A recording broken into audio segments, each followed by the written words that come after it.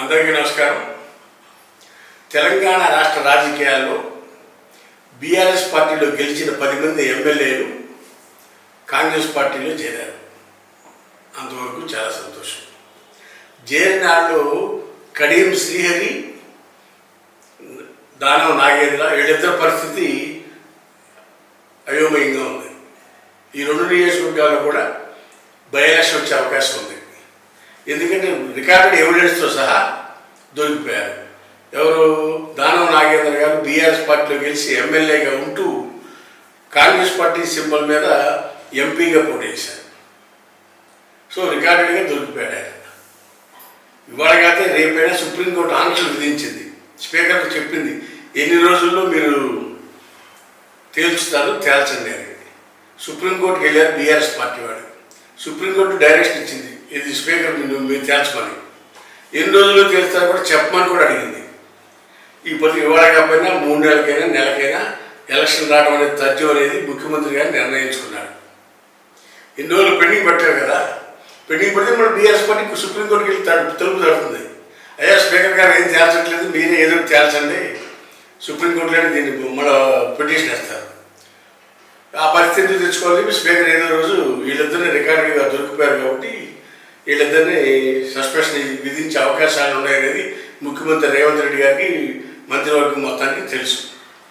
ఇకపోతే కడియం శ్రీహరి గారు బీఆర్ఎస్ పార్టీలో గెలిచి స్టేషన్ గన్పూర్ నుంచి వాళ్ళ అమ్మాయికి వరంగల్ సీటు కోసం అధికార పార్టీలో ఉంటే అమ్మాయిని ఎంపీ చేసుకోవచ్చు అనే ఉద్దేశంతో ఆయన కాంగ్రెస్ పార్టీలో చేరి కడియం శ్రీహరి కూతురు కావ్యని వరంగల్ ఎంపీగా చేసుకున్నాడు కడియం శ్రీహరి గారు. ఆ అమ్మాయి ఎంపీగా కంటెస్ట్ చేసిన సందర్భంలో అనేక బహిరంగ మీటింగ్లోనూ పబ్లిక్ మీటింగ్లోనూ కడియం శ్రీహరి గారు కూతురు ప్రచారం చేస్తూ కాంగ్రెస్ పార్టీ తరఫున ప్రచారం చేశారు. ఆ వీడియోలన్నీ కూడా ఉన్నాయి, అవి కూడా రికార్డెడ్ ఎవిడెన్స్ ఉన్నాయి. సో ఈ రెండింటిని బేస్ చేసుకుని వీళ్ళిద్దరిని సస్పెన్షన్ చేస్తారనేది ప్రజల్లో చర్చించుకుంటున్న అంశం. అయితే దీనికి రేవంత్ రెడ్డి గారు ముందే పసిగట్టి మొన్న వరంగల్లో మీటింగ్ పెట్టి స్టేషన్ గన్పూర్ నియోజకవర్గానికి 1000 కోట్ల వరకు వరాలు ఇచ్చాడు రేవంత్ రెడ్డి గారు.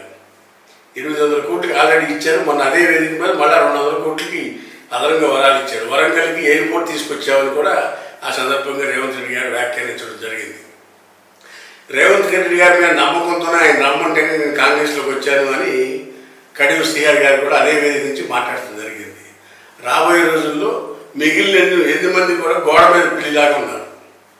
అటు బీఆర్ఎస్ఆ ఇటు కాంగ్రెసా అని కాకుండా సందిగ్ధులు అటు నోటల్గా ఒక ఆయన అయితే సుప్రీంకోర్టు పిటిషన్ వేశాడు, గూడెం మహిపాల్ రెడ్డి పటాన్చెరు ఎమ్మెల్యే.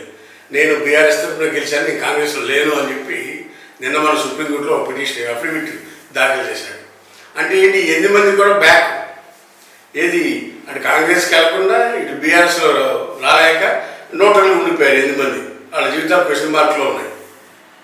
ఎలక్షన్ నాటికి ఏ ఓటుకి అవకాశం ఉంటే ఆ ఓటుకి వెళ్ళిపోతారు 8 మంది. ఇద్దరైతే ఇప్పుడు ఇమీడియట్గా ఎలక్షన్స్ ఫేస్ చేయాలి. నాగేంద్ర, కడియం శ్రీహరి వీళ్ళిద్దరూ ఎలక్షన్ ఫేస్ చేస్తాక సిద్ధంగా ఉన్నట్టు మనకు అందుతున్న సమాచారం. రాబోయే రోజుల్లో తెలంగాణలో బై ఎలక్షన్స్ నగర మోగబోతుంది. అది నెల అవ్వచ్చు, 3 నెలలు అవ్వచ్చు. జూన్ లోపు ఇది రద్దు అవటం, బై ఎలక్షన్ రావడం కూడా పక్కా అని చెప్పి బీఆర్ఎస్ వర్గాలు అంచనా వేస్తున్నాయని మనకు అందుతున్న సమాచారం. వేచి చూద్దాం రాబోయే రోజుల్లో ఏం జరుగుతుందో. హాయ్ ఫ్రెండ్స్, మా ఫ్యూచర్ టుడే ఛానల్ చూస్తున్నందుకు చాలా థ్యాంక్స్. మరిన్ని లేటెస్ట్ వీడియోస్ కోసం వెంటనే సబ్స్క్రైబ్ చేయండి. అలాగే ఈ బెల్ ని కూడా రింగ్ చేసేయండి. మా లేటెస్ట్ వీడియోస్ నోటిఫికేషన్స్ అన్నీ మీ మొబైల్లో వస్తాయి.